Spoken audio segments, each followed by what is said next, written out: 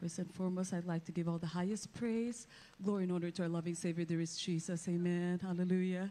And of course, we'll remember the love and teachings of our beloved dearest Mama, our beloved assistant pastor, and of course, our beloved Papa, dearest Papa, in heaven with dearest Mama. Amen. Give also respect to our beloved Ates and Kuyas, amen, who are here right now. Our beloved brethren, amen. Actually, we were, I don't know, decided po talaga na not to speak right now, pero nisip namin, we couldn't pass up the chance to give honor and thanksgiving, amen, hallelujah. First and foremost sa ating mahal na Panginoon, and to the man of God na binigay sa atin ng mahal na Panginoon, our dearest Papa, amen. On the way here, grabe po talaga, magkakasama po kami. We were so touched sa mga beloved brethren na nakita namin sa bawat kanto, ng daan na dinaanan namin. Napakarami po kumakaway, amen. May mga flaglets. That's the last time na ma-wave po natin yung mga white flags for dearest Papa.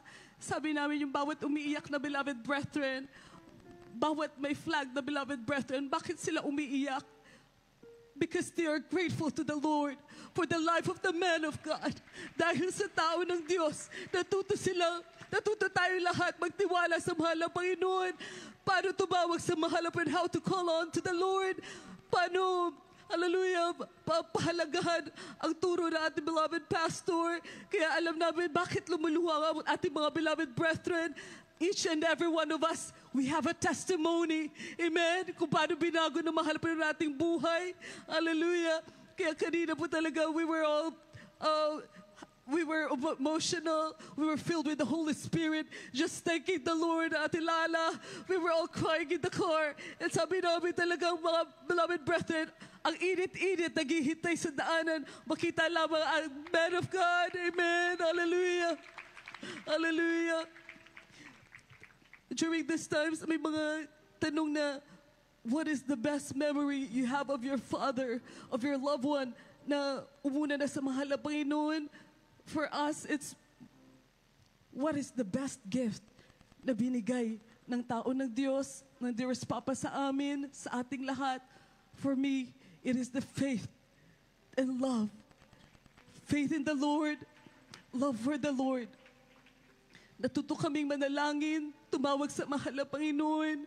We are not perfect, but we are getting there. We are trying our best. Hallelujah. Hallelujah. Hallelujah. In times of trouble, ang mga anak namin nasa bingit ng kamatayan, natuto kami tumawag sa mahal na Panginoon. Dahil yan po ang nakita namin sa dearest Papa and Mama. Hallelujah. They never worried. Hindi sila nawala ng pag-asa. Laging nakataas ang kamay, tumatawag sa mahal na Panginoon. Hallelujah.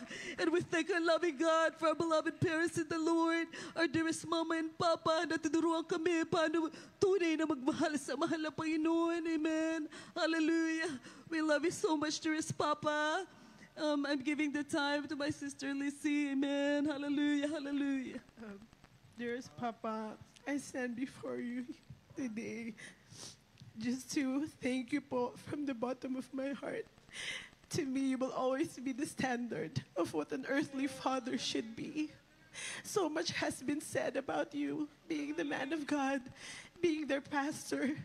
But to me, the greatest ministry is you as a father to all of us. Because I know that you wouldn't be able to minister to so many if we didn't see a good example of you at home. I remember when I was younger, ever since po talaga mahilig po akong tumabi sa dearest Papa kasi hindi po siya nagagalit. Ang mommy, isang tingin lang sa akin, alam ko na yung sasabihin ng mommy, feeling ko na she can read my mind. But there's Papa, even when I was a little girl, dun po ang tawag po, I know the ates will remember, ang tawag po sa kwarto na there's Papa yung gitnang kwarto. I remember there was a wooden bed and Papa, there's a rocking chair. And me being such a bunso and a brat, I would sleep on Papa's bed. And then there's Papa doon sa rocking chair. So I grew up, lagi ang Papa nagpipray. Everyone would be asleep. And there's Papa magre-rest lang konti sa rocking chair. But that's always been the kind of father that our dearest Papa was. And on top of that, I want to thank our dearest Papa for being such a good grandfather to my children. Dearest Papa never made me feel like I was lacking. He always appreciated every little effort, and it was through dearest Papa that I learned there are no small or big jobs as long as you stay faithful. The Lord will grant all of your prayer requests, and I know at the age of 41, I have never dealt with anything life-altering that I have never faced, because the moment pumasok ako sa kwarto ng dearest Papa, kahit hindi po kami nagsasalita o umiiyak kasi ayaw nga namin na sumama loob ng dearest Papa. Papa would look at us and cry. He knows the hearts of His children. And before we leave the house or the room, talaga nandiyan ang comfort ng mahal na Panginoon. Because we are beside the man of God.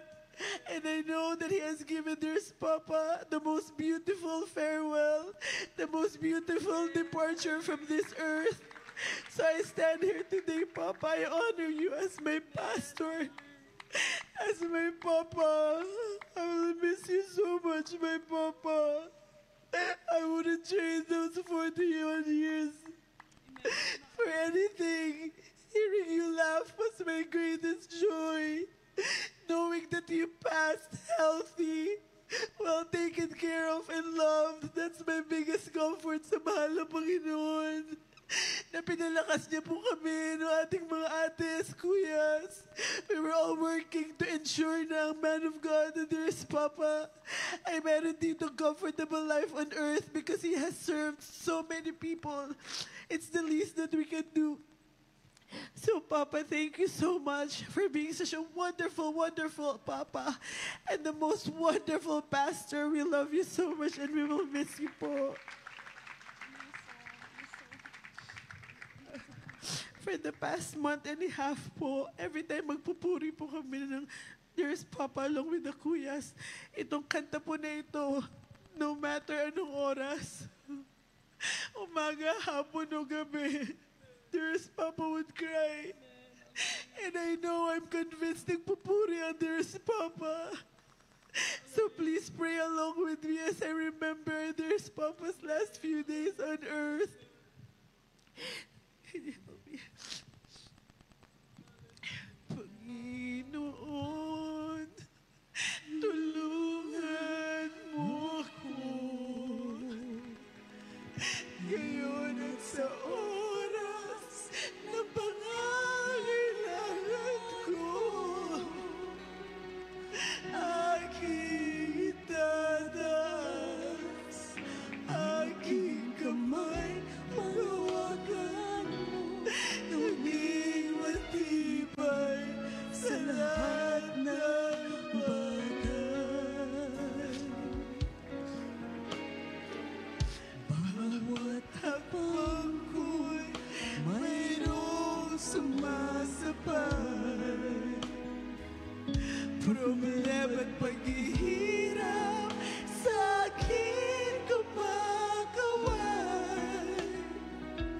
Ngunit alam ko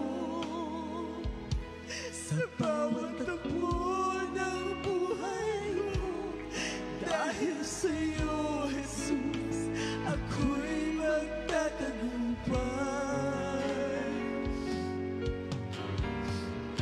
Panginoong Jesus,